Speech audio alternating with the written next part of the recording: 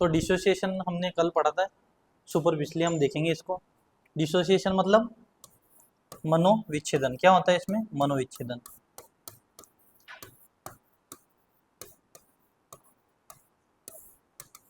मन के अंदर विच्छेदना आ जानी है ना। इसकी डेफिनेशन के अंदर मतलब हम देखते हैं, जो स्ट्रेसफुल सिचुएशन रहती है, स्ट्रेसफुल सिचुएशन,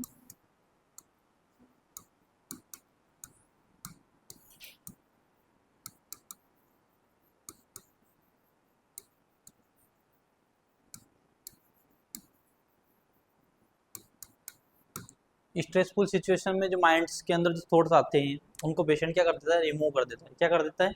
रिमूव कर देता है। जैसे कि हमने देखा सबसे पहले साइकोजेनिक एमनेशिया।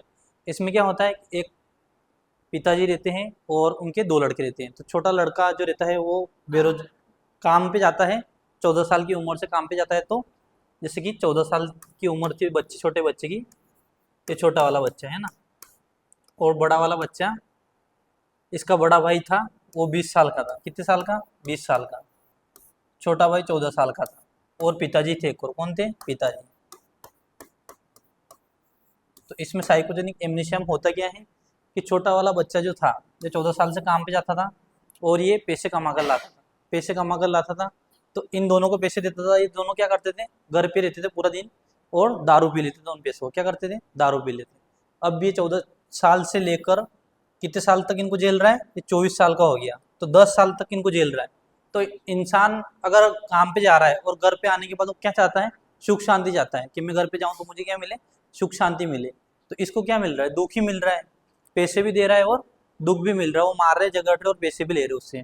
तो इसमें होता क्या है कि जो एक दिन क्या होता है, इसको रात को मारते हैं पिताजी और इनका बेटा, दोनों मारते, भाई भाई और पिताजी दोनों इसको मारते हैं।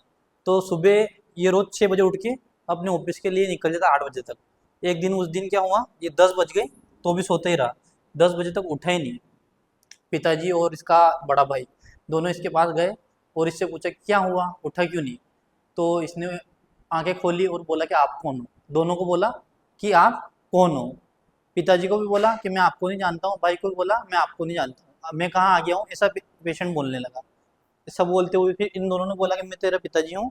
इसने बोला पिताजी हूँ, एक ने बोला कि मैं तेरा भाई हूँ। तो भी पेशेंट ने मना कर दिया कि मुझे, मैं आपको नहीं जानता हूँ। फिर इसके बड़े भाई ने क्या किया कि छोटे भाई को गाड़ी में बिठाया, पूरे गांव में घुमाया, इसका स्कूल बताया कि पहले तेरा स्कूल ये था। 2 घंटे तक समझाया, पेशेंट को समझ में आया नहीं, उसको छोटे वाले को, कि मैं कहाँ हूँ, क्या क्या, आप कौन हो, मेरा घर कहाँ पे है, ऐसे बातें करने लगा। फिर उसको छोटा भाई ने क्या किया, बड़े भाई ने किया कि उसको गाड़ी में बिठाया छोटे वाले को और गाँव में घुमाने ले गया। गाँव में स्कूल में ले गया कि ये तो तेरा स्कूल था पुराना वाला।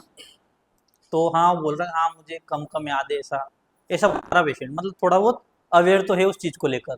इसके अंदर साइकोजेनिक एमनेशिया के अंदर पेशेंट थोड़ा बहुत तो अवेयर रहता है। फिर उसको अपने गांव की पंचायत के वहाँ से जाता है कि ये देख अपने गांव की पंचायत, कि हाँ लग तो रहा है मुझे अपने गांव की पंचायत। इसमें क्या हो रहा है, पेशेंट थोड़ा बहुत अवेयर, ज़्यादा अवेयर नहीं। ऐसा 2 महीने तक ऐसे पेशेंट अनअवेयर रहता है। कितने महीने तक? 2 महीने तक। तो घर पे रहता है, ना उसको मार पड़ती है, ना पैसे देने पड़ते हैं, और घर वाले ख्याल रखने लगे तो उसको क्या मिल रहा है? उसको सिंपैथी मिल रही है। क्या मिल रही है? घर वालों से सिंपैथी मिल रही है, तो पेशेंट खुश हो गया। ये नॉर्मल कंडीशन है। क्या है? Normal condition. 2 महीने बाद फिर पेशेंट सही हो जाता है, फिर वो काम पे जाने लगता है। अगर ये प्रोसेस ऐसे ही चलती रहती है आगे, ये साइकोलॉजिकल एमनेशिया से कन्वर्ट हो जाती है किसके अंदर? साइकोजेनिक फ्यूज के अंदर। किसके अंदर? Psychogenic fuse. अगर ऐसे चलता रहा आगे तक तो साइकोजेनिक फ्यूज में कन्वर्ट हो जाती है ये वाली सिचुएशन। अब जो पेशेंट था उसको फिर वैसे मारने लगे 2 महीने बाद, रोज मारते रोज झगड़ते। तो एक दिन क्या होता है, वो बस में बैठकर या ट्रेन में बैठकर, जैसे कि रतलाम से कहाँ चला जाता हो, रतलाम से जयपुर चला जाता। कहाँ चला जाता? जयपुर चला जाता। और यहाँ अपनी क्या नई लाइफ स्टाइल शुरू कर लेता है पेशेंट। क्या कर लेता है? नई लाइफ स्टाइल शुरू कर लेता है। किसके अंदर? साइकोजेनिक फ्यूज के अंदर। किसके अंदर? साइकोजेनिक फ्यूज के अंदर। यहाँ ये अपनी नई लाइफ स्टाइल शुरू करता है। यहाँ इसका नाम था ए। क्या नाम था? ए। यहाँ ये नया नाम शुरू कर लेता है बी। 1 साल तक यहाँ काम करता है। कितने साल तक? 1 साल तक। वहाँ किसी दुकान पे जाके दुकान वाले को बोलता है मुझे काम चाहिए, तो दुकान वाला उसको काम देता है। उसके बाद यहाँ से चला जाता है, फिर 1 साल बाद ट्रेन में बैठता है और दिल्ली पहुंच जाता है। कहाँ पहुंचता है? दिल्ली पहुंच जाता है। फिर यहाँ इसको नया नाम शुरू कर लेता है जैसे इसका नाम यहाँ रामू था, तो इसने यहाँ जाके बताया कि मेरा तो श्याम नाम है, नहीं मैं तो यहीं का रहने वाला हूँ, तो यहाँ नई लाइफ स्टाइल शुरू कर ली। फिर 1 साल बाद यहाँ चला गया, फिर यहाँ इसने नाम चेंज करके फिर नई लाइफ स्टाइल शुरू कर ली। फिर यहाँ से फिर वापस आ गया है कहाँ पे, इंदौर के अंदर। कहाँ पे, इंदौर के अंदर। फिर यहाँ भी इसने नया नाम शुरू कर लिया, जैसे ई नाम दे दिया इसको। तो हर जगह पेशेंट क्या करता, आइडेंटिटी चेंज करता, क्या करता, नाम चेंज कर लेता। तो इसको हम क्या बोलते हैं, साइकोजेनिक फ्यूज। क्या बोलते हैं, psychogenic fugue. The person forget his identity, wandered away from home और usually surroundings, start a new life. क्या करता है, न्यू लाइफ स्टार्ट करता है with new name and identity, नई नेम के साथ और नई आइडेंटिटी के साथ। ठीक है, किसके अंदर, साइकोजेनिक फ्यूज के अंदर। The person does not awareness about amnesia past life during fuse episode. देखो इसमें अवेयरनेस नहीं रहती पेशेंट को, किसके अंदर, साइकोजेनिक फ्यूज के अंदर। पेशेंट को पता नहीं रहता है कि मेरी पिछली लाइफ क्या थी, ये नई लाइफ स्टाइल शुरू करता है, हर जगह जाता है। फिर एक दिन इसमें क्या होता है, घर वाले ने रिपोर्ट करवा रखी थी दोनों उसके भाई की, कि ये हमारा छोटा भाई है। तो उसके जो बड़े भाई ने रिपोर्ट करवाई थी कि छोटा भाई गुम हो गया है। तो एक दिन इन्होंने सब जगह पोस्टर भी लगा रखे थे। तो इनके गांव का एक आदमी वहाँ गया था, कहाँ गया था, इंदौर गया। तो वहाँ इसको देख लिया। फिर वहाँ जाने के बाद, देखने के बाद इसको पूछा कि तू तो हम, फिर उसको मतलब भाई ने और पिताजी ने पूछा कि तू तो हमारा लड़का है, तू यहाँ क्या कर रहा है। तो वो बोलता है कि मैं आपको नहीं जानता हूँ, मेरा नाम तो ये है और मैं तो यहीं का रहने वाला हूँ। ठीक है, इसके अंदर ऐसा देखने को मिलता है, किसके अंदर, साइकोजेनिक फ्यूज के अंदर। फिर एक और आता है मल्टीपल पर्सनैलिटी डिसऑर्डर। इसमें क्या होता है, कल मैंने बताया था आपको, एक राजा था और एक अवनी थी, और एक कौन थी, मंजुलिका थी। एक राजा था,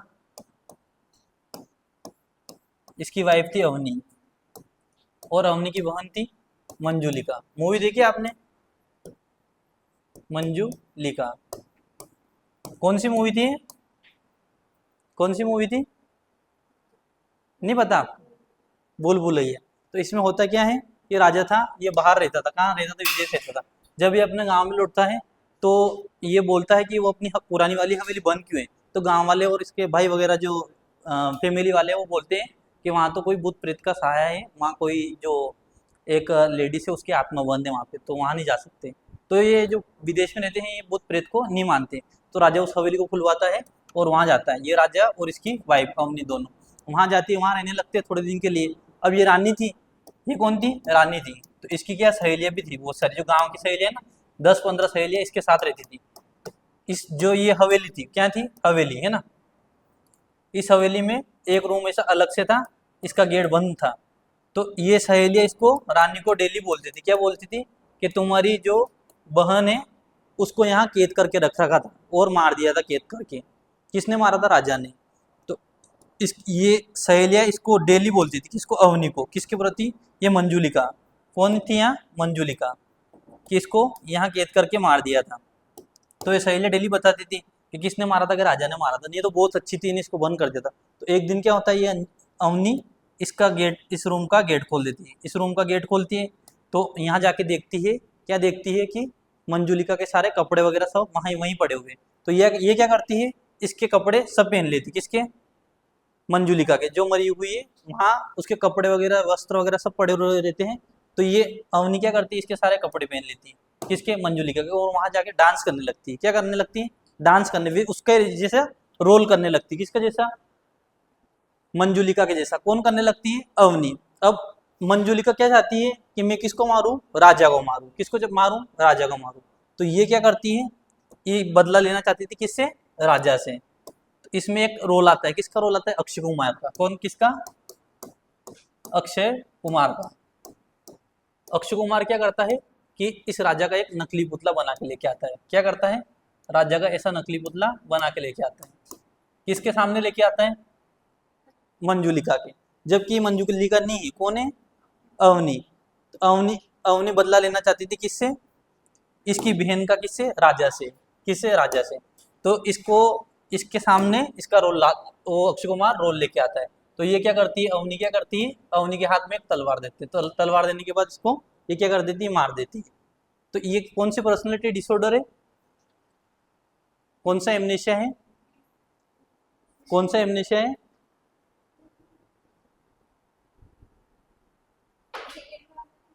मल्टीपल पर्सनैलिटी, कौन सा disorder? Multiple personality, multiple personality disorder. कौन सा? Multiple personality disorder. सेकेंड वाले में तो क्या हुआ था, जो पेशेंट था वो इधर से उधर घूम रहा था। फर्स्ट वाले में क्या होता, वो गांव के अंदर ही वहीं घूम रहा था गांव के अंदर। सेकेंड वाले में बाहर घूम रहा था। थर्ड वाले में मल्टीपल पर्सनैलिटी डिसऑर्डर आ रहा है। देखो इसके अंदर also known as dissociative identity disorder. किसका? आइडेंटिटी का disorder. The person has two or more distinct personality person at different time. इसमें क्या हो रहा है, अलग अलग टाइम पे पेशेंट क्या करता है, दो पर्सनैलिटी शो करता है। अब वो जैसे कि अवनी थी तो क्या बन रही थी थोड़े टाइम के लिए, मंजुलिका बन रही थी, और मंजुलिका बन के किसको मार रही थी, वो राजा को। फिर अक्षय कुमार ने क्या किया कि मंजुलिका के हाथ में एक तलवार दे दी, तो तलवार दी और तलवार से इसने क्या किया, इस वाले पुतले को 10 से 12 बार ऐसे मारा। तो इसके आत्मा को क्या मिली, सिंपैथी मिल गई। क्या मिल गई कि राजा मर गया और अब मेरी बहन को मुक्ति मिल गई। तो इस कहानी में ये दर्शाया गया है। ठीक है, इसको हम क्या बोलते हैं, मल्टीपल पर्सनैलिटी डिसऑर्डर। क्या बोलते हैं, मल्टीपल पर्सनैलिटी डिसऑर्डर।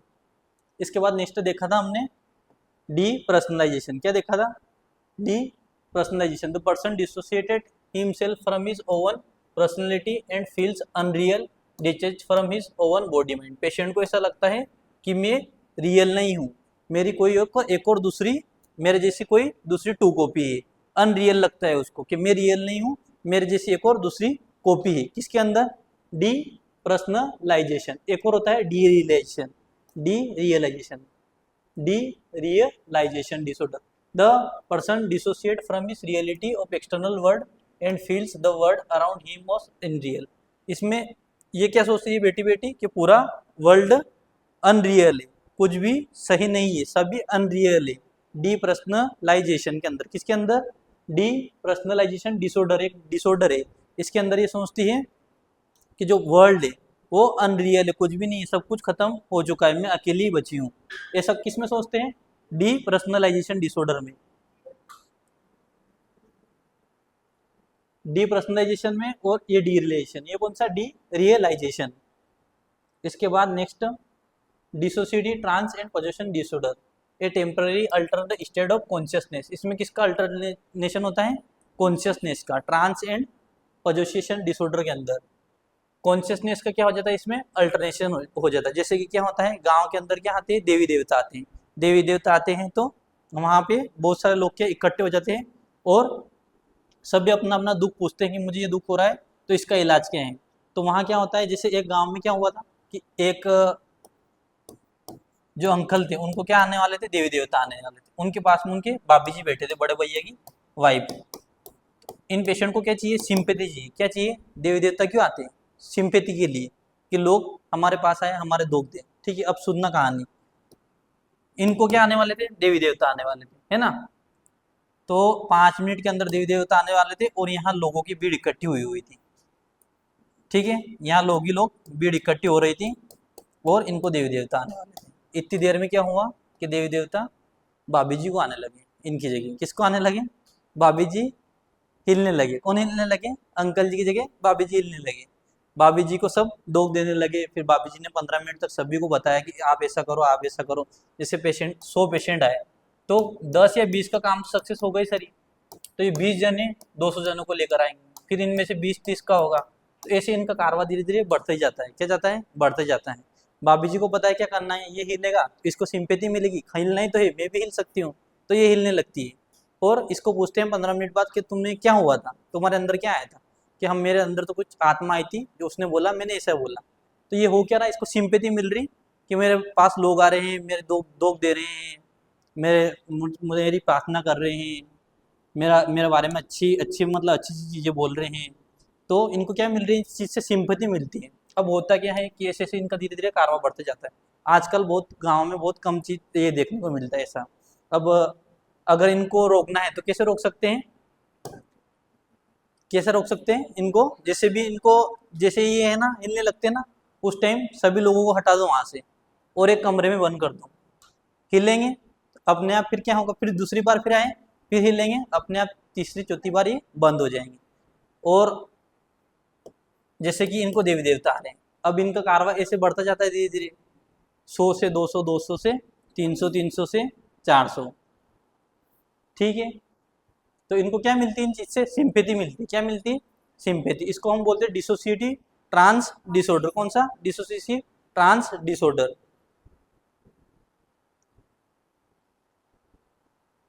एक और आता है सोमिनम्बुलिज्म, स्लीप वाल्किंग डिसऑर्डर। कौन सा, sleep walking disorder, also called sleep walking disorder. जो पेशेंट है, देखो एक इंसान है, ये अपने रात को बेड से उठकर कहीं जा रहा है। कभी कभी अपने साथ भी आपने देखा होगा, आपके दोस्तों के साथ ऐसा होता है कि वो उठ के कहीं चला जाता है।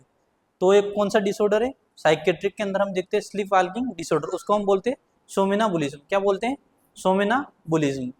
पेशेंट रात को उठकर घूम कर आकर वापिस बेड पर सो जाता है, उसको पता ही नहीं चलता है कि मैं कहाँ जाकर आया हूँ। बचपन में ऐसा देखने को मिलता है। ठीक है, कभी आपके साथ हुआ ऐसा कि आप कहीं गए वापिस आके सो गए? मेरे साथ तो हुआ था बचपन में। मैं गया गांव में घूमकर वापिस आके बेड पे सो गया था। घर वाले ने पूरा घर वगैरह पड़ोस वगैरह सब जगह ढूंढ रहे, और मैं गांव के मंदिर के वहाँ जाके बैठ के आधा घंटा बैठा, वापिस आया, फिर वापस आके बेड पे सो गया। फिर सुबह मुझे बताया गया कि ऐसा नहीं ऐसा हुआ था, तू कहाँ चला गया था रात को। कि तू आज फिर किसी ने देख लिया था मुझे मंदिर के वहाँ 12-1 बजे, कि 12-1 बजे तू कहाँ बैठा था, कि मंदिर के वहाँ बैठा था। मैंने बोला मुझे तो पता ही नहीं। तो वो मुझे क्या हुआ था, सोमेनाबुलिज्म। क्या हुआ था, सोमेनाबुलिज्म, स्लीप वाल्किंग डिसऑर्डर है। अगर ये लंबे समय से होता है, बार बार होता है, तो साइकेट्रिक पेशेंट को मतलब डॉक्टर को दिखाना पड़ता है, फिर वहाँ से टेबलेट देते हैं, फिर जाके सही होता है। इसके बाद आता है Ganser syndrome. It is a rare dissociative disorder also called approximate answer. इसमें क्या होता है, पेशेंट क्या होता है, एप्रोक्सीमेट मतलब जैसे 5+5 तो 11 आंसर देगा, एप्रोक्सीमेट आंसर देता है। पेशेंट से पूछते हैं कि 4+4 तो कितने बताता है वो, 5 नहीं 9 बताता है। पेशेंट से पूछते 3+3 तो कितने बताएगा, 7 बताएगा। पेशेंट से पूछेंगे 12+12, 12+12 तो कितने बताएगा, 25 बताएगा। कितना बताएगा, कितना बताएगा, 25। अप्रोक्सीमेट आंसर देखो, 12+12 कितने होते हैं, तो पेशेंट कितना बताएगा, 25। इसके आसपास का आंसर बताता है पेशेंट। 13+13 तो कितने होते हैं, 27 बताएगा पेशेंट। कितना बताएगा, 27। इसको हम क्या बोलते हैं, गेंसर सिंड्रोम। अगर ऐसा इमेज आता है और गेंसर सिंड्रोम को पूछते हैं, तो आपको कौन सा आंसर देता है, इसे अप्रोक्सीमेट आंसर वाला लगाना है, ठीक है ना। इसके बाद मैनेजमेंट में साइकोथेरेपी, साइकोफार्माकोलॉजी और ईसीटी की अगर जरूरत हो तो दे सकते हैं इसमें। ये हमारा कौन सा टॉपिक समाप्त होता है यहाँ पे, कौन सा, डिसोसिएटिव रिएक्शन डिसऑर्डर, है ना। अब नेक्स्ट पढ़ेंगे हम, ये हो गया यहाँ पे खत्म।